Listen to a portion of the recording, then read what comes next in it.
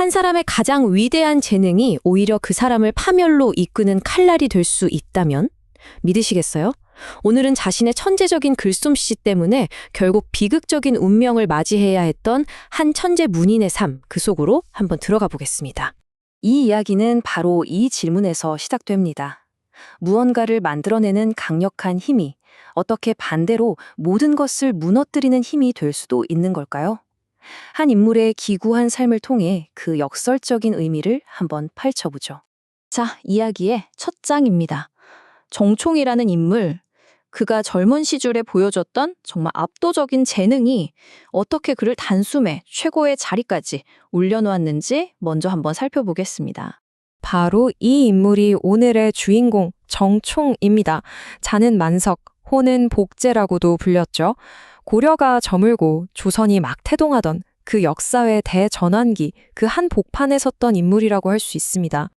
그의 출세 가도는 그야말로 파격 그 자체였습니다. 이 타임라인 좀 보세요. 겨우 만 18살에 과거 시험에서 전국 수석을 차지하고요. 33세 나이에는 이미 국방, 인사 같은 국가 핵심 요직을 다 거치면서 정계의 중심으로 우뚝 섭니다. 정말 훼성처럼 등장한 거죠. 근데 그의 가장 강력한 무기는 뭐니 해도 바로 글이었습니다. 당시 고려가 명나라에 보내는 거의 모든 외교 문서는 그의 손끝에서 탄생했다고 해도 과언이 아니에요. 말 그대로 한 사람의 붓이 나라의 외교를 책임졌던 셈입니다. 시간이 흘러 고려가 무너지고 조선이라는 새로운 왕조가 들어서면서 그의 역할은 더욱 중요해집니다. 이제 그는 새 나라의 기틀을 다지는 핵심 설계자 중 한 명이 되죠. 조선 건국 후에 그는 개국공신 1등이라는 최고의 영예를 안게 됩니다. 여기에 서원군이라는 귀족 자격까지 받으면서 그의 위상은 정말 하늘을 찔렀죠. 그리고 여전히 그의 붓은 새 왕조 조선의 외교를 책임지고 있었습니다. 자, 여기서 정말 흥미로운 지점이 나옵니다. 그는 조선의 총설계자였던 정도전과 함께 고려사 편찬이라는 어마어마한 국가 프로젝트를 이끌었어요.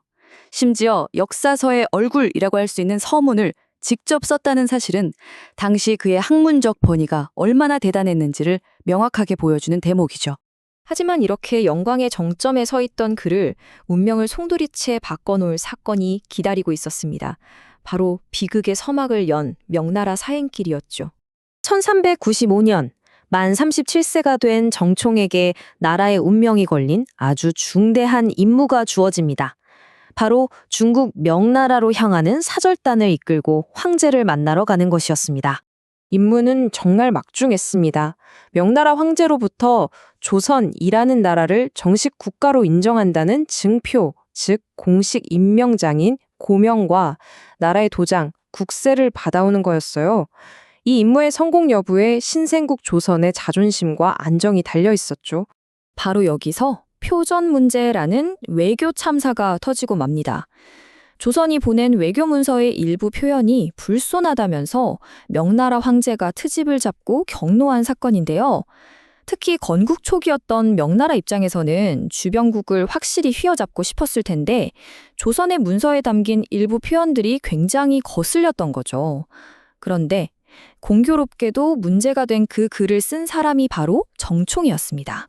황제의 분노는 즉각적인 항동으로 이어졌습니다.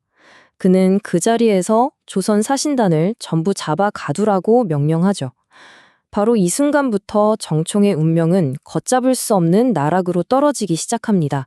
기록에 따르면 가혹한 국문, 즉 고문을 동반한 신문을 굉장히 두려워했다고 해요. 극심한 공포에 휩싸인 그는 정말 목숨을 건 탈출을 감행했지만 안타깝게도 실패하고 곧바로 붙잡히고 말았습니다. 그가 받은 벌은 혹독했습니다.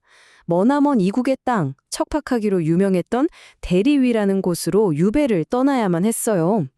이 슬라이드 속의 황량한 풍경이 당시 그의 절망적인 심정을 그대로 보여주는 것 같네요. 이제 이야기의 마지막 장입니다. 한 천재의 몰락, 그 이후 역사에 남겨진 그의 흔적과 그 비극적인 결말을 함께 되짚어 보겠습니다. 정총은 유배를 떠난 지 불과 2년 만에 이국 땅에서 쓸쓸히 생을 마감합니다. 그의 나이 고작 만 39이었습니다. 한 시대의 천재가 정말 너무나도 허망하게 쓰러져간 순간이었죠. 결국 이 모든 이야기의 핵심은 이 비극적인 아이러니입니다. 그를 당대 최고의 자리로 올려놓았던 바로 그 눈부신 문장력이 도리어 그의 목숨을 앗아가는 날카로운 비수가 되어버린 것이죠. 이 슬라이드에 부러진 붓처럼 그의 삶과 재능도 그렇게 한순간에 꺾여버렸습니다. 하지만 그의 육신은 사라졌어도 그의 글은 살아남았습니다. 그의 수많은 작품들을 모은 복제유고라는 문집은 오늘날까지 전해지면서 시대를 뛰어넘는 그의 천재성을 우리에게 생생하게 증명해주고 있죠. 마지막으로 이 질문을 던져봅니다.